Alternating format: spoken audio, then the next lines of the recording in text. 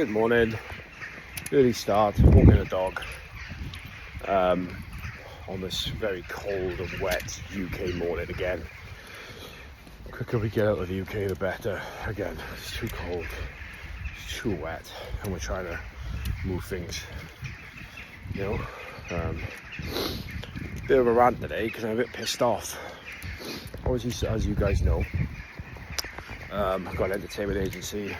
I don't normally book pubs and clubs just because it's too much. It's more hassle than it's worth. So I don't book pubs and clubs just because of the hassle it's worth. But I had an incredible act booked in to a venue that I don't normally book, and they've cancelled with like 2.5 weeks to go. Obviously that's pissed off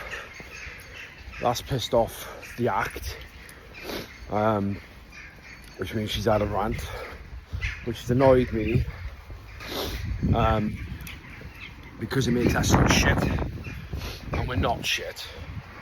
But I understand why they're frustrated, because obviously people are going to make a living, but venues just don't care sometimes.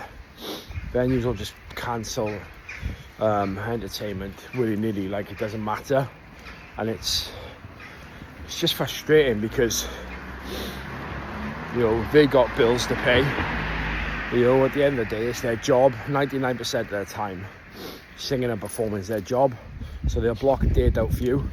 You'll put a contract in place with the venue, but everybody gets time to cancel. And obviously some contracts, our contract was 14 days. They give us less than 14 days to cancel.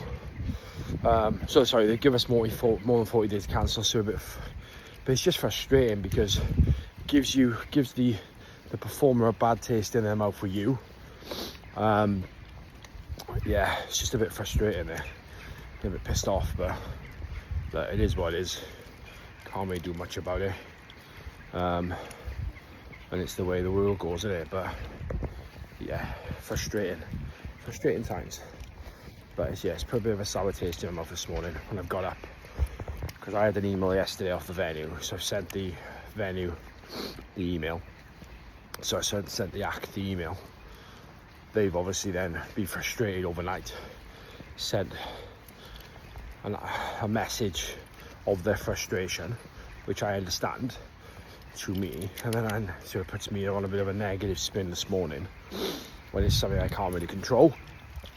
But it is what it is. We live and learn. We go ahead. I'll see if I can do something for them.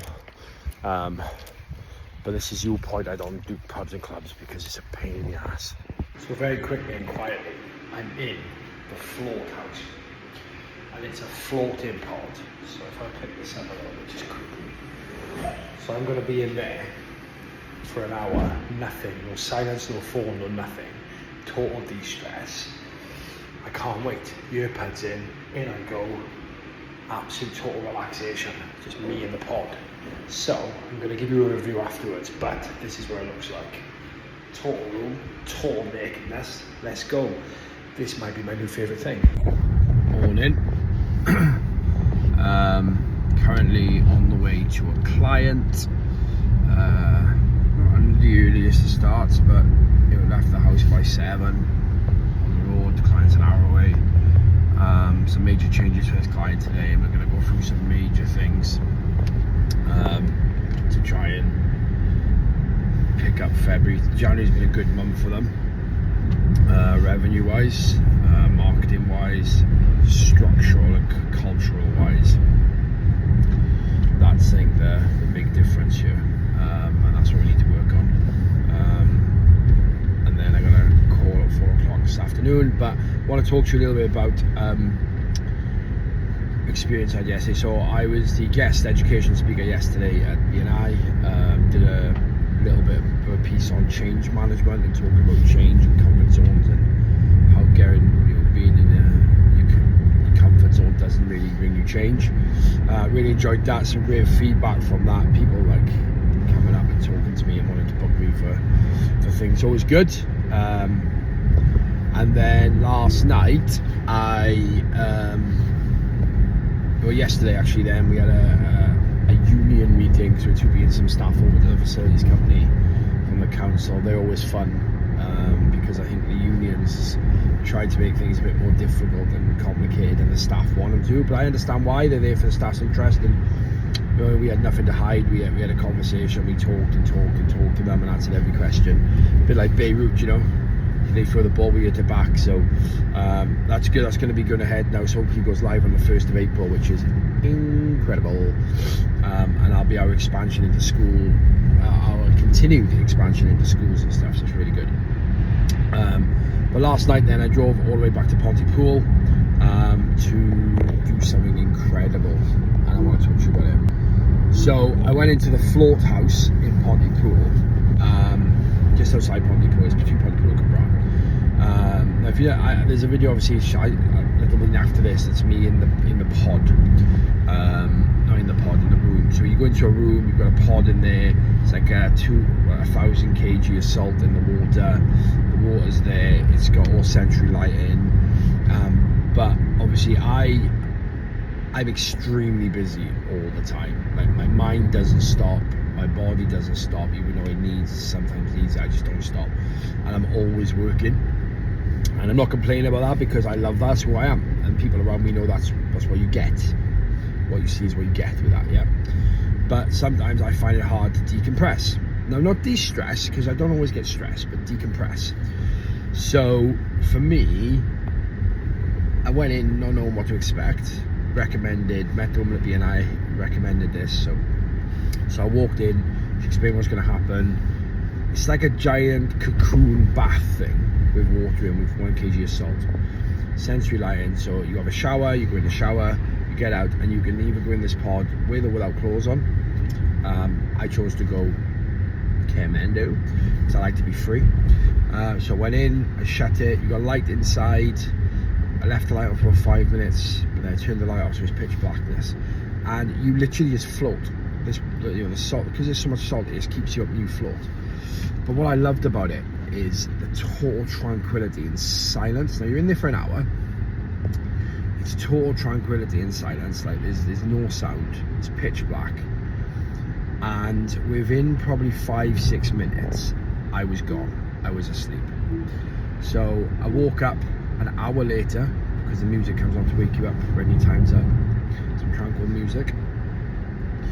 And I felt so more refreshed in that 1 hour in that pod.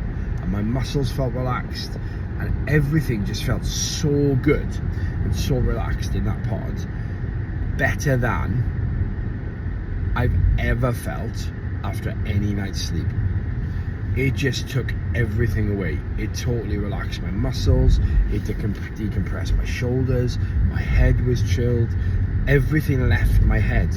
Everything left my head. And I just enjoyed the stillness. And because you're in a pod and water and everything, you don't take your phone in, you put earbuds in, so it helps you drown some sounds out. But you can hear anything anyway, because the room's soundproof, right? But it's also to stop the salt going in your ears, right? I was so zen coming out. Like, it was amazing. Like, I would highly recommend it to anybody, right, that just wants that hour. I'm now going to do it twice a month when I'm in the UK. I'm going to do it twice a month, right? Because it just, I've meditated, I've done yoga, and that's all good, and I do feel a bit better, but this takes everything away. And all you do is lie there. It takes everything. I had a good sleep, took my aches and pains away. It was incredible, and I highly recommend it. It's the Float House in between Pontypool and Cwmbran. It is an incredible place to be. Highly recommend. Anyway, I was that zen last night. I got straight home. I was, an hour drive back. Got home, straight to bed. Straight to bed. Just let it straight to bed. Like, that's not me. Normally I go in and I'm gonna chill for a bit because I just do it. No, straight to bed. Absolutely incredible. Definitely check it out. Hello, welcome. Last one for the week, I think. It's been a busy week this week. It's been a tiring week. I look tired today, but that's because it's been a long week. A lot of training delivered this week. The weather's been shocking, so it doesn't help. But yeah, it's been a really decent week this week, and I've spoken at I spoke on change management at BNI Celtic. I've done a couple of sales trainings this week for different clients, and then meetings back to back. It's been a long week, man. Look, I can see the bags in the bags. Today was a tough one as well. So, as I said in the last, you would have seen previously, went up and did a bit of a restructure, sales marketing plan for a client. And I love this client. I'm so invested in this client. It's unbelievable, because they are one of my, not one of my faves, because I love all my clients, but I really want them to succeed. And they've had a couple of tough times over the last couple of weeks, I mean months, since we've worked together, because they are very family driven and family run, and sometimes it's hard then to look at what needs to be fixed, what needs to be moved out, what needs to be sorted, and make decisions on people you've known a long time. They might not work with you for a long time, but you've known them a long time. So made some of those decisions today, and in turn we've had to make some people redundant and remove some people from the business, and we've done that for the enable to the business to move forward. But it is hard. The meetings are draining, and I tend to lead them all. The meetings are draining when you're moving forward, but it is the best foot forward for it, isn't it? So trying to get it all going on. I got a couple of personal issues going on at the moment with some health things that I'm trying to deal with. I don't want to worry anybody, so I'm not going to put it out there, but yeah, some tests and stuff need doing. I'm just really looking at my health a lot at the moment. I'm trying to do everything I can, and the stress and the health wise. So it's been a long week, a draining week. It's been like a 4 or 5 a.m. start every day, which is normal for me, but also I've been back to back all day, so sometimes I'm able to get a walk in or what have you. So yeah, it's been quite a draining one, but it is what it is at the end of the day. It's business, it's leadership, it's what we do. We're gearing up for the Discovery Day on the 12th of February. We've now got 25 people booked on that day, which is going to be great, because we can really push and see how we can push it forward. So it's going to be a really strong day for that as well, so we can get that moving. But yeah, busy week. And it's just getting busier. 2026, January's out now. It's just getting busier, so much busier as we move forward in the way things are. But we love it. And you just remember, right? You're never on your own. You've always got me, and you've got people out there that can support. But just do what makes you happy. Without sounding rude, fuck everybody else. Just move forward. Do what you need to do. Visit who visits you. Call who calls you. And spend time with people that want to spend time with you. So my week is not over yet. I've got a charity fundraiser that I have to attend tomorrow. I'm one of the main sponsors and beneficiaries. So I don't mind it. There's an Elvis event. So I'll go.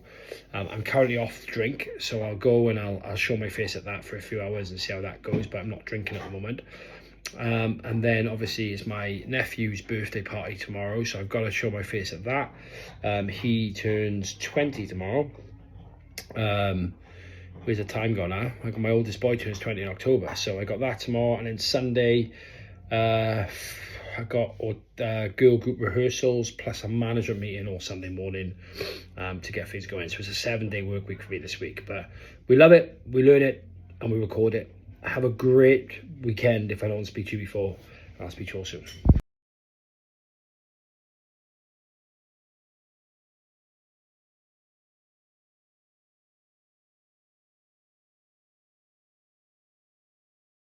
You're making a plan.